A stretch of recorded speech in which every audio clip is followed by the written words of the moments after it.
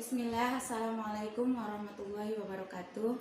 Semoga Ananda dan keluarga dalam keadaan sehat walafiat dan dilindungi Allah dalam setiap langkahnya. Sebelum kita mulai pembelajaran hari ini, kita awali dengan ucapan basmalah. Bismillahirrahmanirrahim.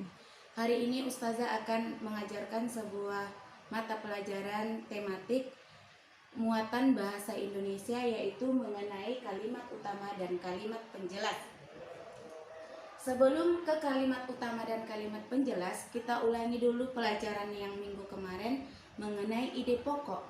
Ide pokok itu adalah ide atau gagasan yang menjadi dasar pengembangan sebuah paragraf. Ide di sini bisa berarti menjadi inti atau gagasan dalam sebuah paragraf. Ide pokok ini berada di dalam kalimat utama. Ide pokok itu adanya di dalam kalimat utama.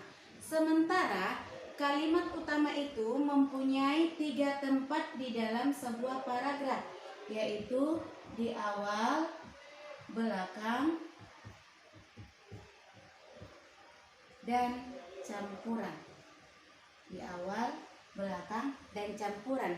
Jadi kalimat utama itu bisa berada di awal paragraf, bisa berada di belakang paragraf, dan bisa di campuran, yaitu di awal dan di belakang. Kemudian masuk kita ke kalimat utama dan kalimat penjelas. Dalam sebuah paragraf itu ada kalimat utama dan kalimat penjelas. Di dalam satu paragraf terdapat kalimat utama dan kalimat penjelas. Kalau di dalam suatu paragraf hanya terdapat satu kalimat utama.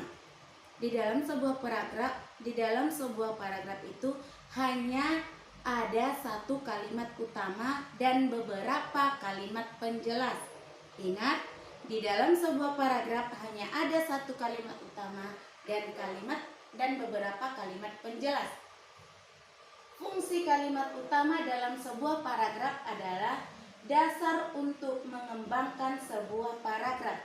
Jadi inilah dia, kalimat utama inilah yang menjadi dasar untuk mengembangkan sebuah paragraf. Sementara kalimat penjelas fungsinya adalah sebagai penjelasan atau pengembangan dari kalimat utama dalam suatu paragraf. Sebagai penjelasan dari kalimat utama dalam suatu paragraf. Contohnya di sini sudah Ustazah buat. Ada yang berjudul teks yang berjudul gurita. Teks yang berjudul gurita ini adalah satu paragraf. Teks yang berjudul gurita adalah satu paragraf. Dalam satu paragraf itu terdapat beberapa kalimat. Dalam satu paragraf terdapat beberapa kalimat. Kalimatnya itu tadi Ustazah bilang ada kalimat utama dan ada kalimat penjelas. Jadi di paragraf teks gurita ini di sini ada kalimat utama dan kalimat penjelas. Yang mana itu Ustazah kalimat utama? Yang mana kalimat penjelas? Inilah yang akan Ustazah kasih tahu sama Ananda semuanya. Kemarin kita sudah bisa menentukan ide pokok atau kalimat utama. Jika kalimat utamanya di awal ada ciri-cirinya. Jika kalimat utamanya di belakang ada ciri-cirinya. Udah Ustazah jelaskan kemarin. Sekarang coba dulu kita tentukan di teks yang ini yang mana di situ kalimat utama dan kalimat penjelas. Dalam teks gurita ini terdapat 5 kalimat. Kenapa 5 kalimat? Karena ditandai dengan satu kalimat itu ditandai dengan tanda titik. Iya, yang pertama ini kalimat pertama adalah gurita adalah hewan yang tidak bertulang belakang.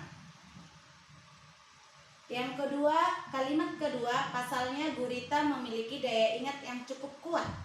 Kalimat ketiga, gurita dapat memecahkan masalah yang dialaminya lebih cepat dengan cara mengingat pengalamannya ketika memecahkan masalah yang sama. Kalimat keempat, selain itu gurita juga dikenal sebagai perenang yang cukup cepat.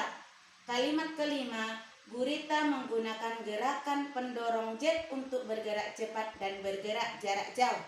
Sekarang kita tentukan kalimat utamanya. Kalimat utama itu tadi ada di awal, belakang, dan campuran. Ketika dia di awal, berarti ciri-ciri yang pertama adalah lihat kalimat keduanya. Apakah kalimat keduanya ini mempunyai repetisi? Apa repetisi? Repetisi adalah kata yang diulang.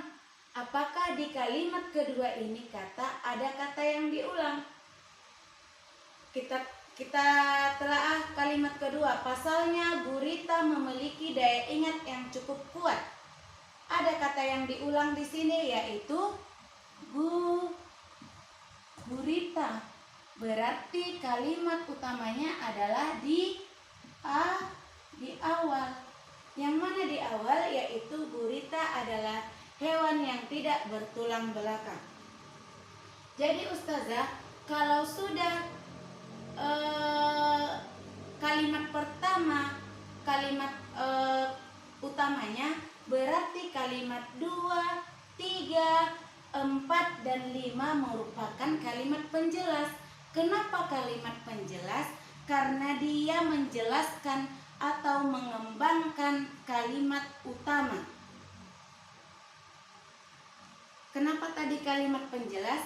Karena kalimat 2, 3, 4, dan 5 adalah menjelaskan kalimat utama. Apa yang dijelaskannya?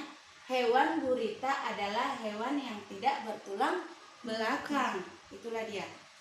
Kemudian ada lagi satu lagi yang ini. Ini udah ustazah apakan? Udah ustazah simpulkan.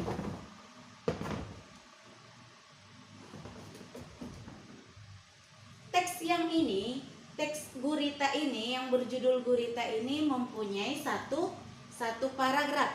Tadi sudah kita tentukan kalimat utamanya. Kalimat utamanya ini adalah kalimat 1, yaitu gurita adalah hewan tidak bertulang belakang yang dikenal cerdik dan pintar.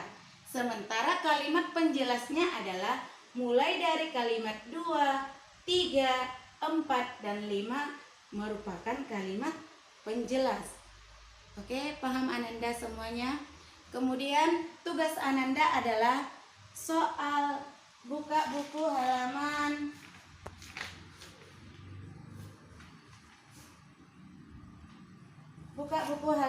40.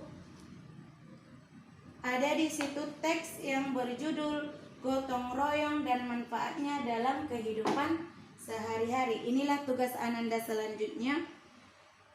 Menentukan kalimat utama dan kalimat penjelas, yaitu buku halaman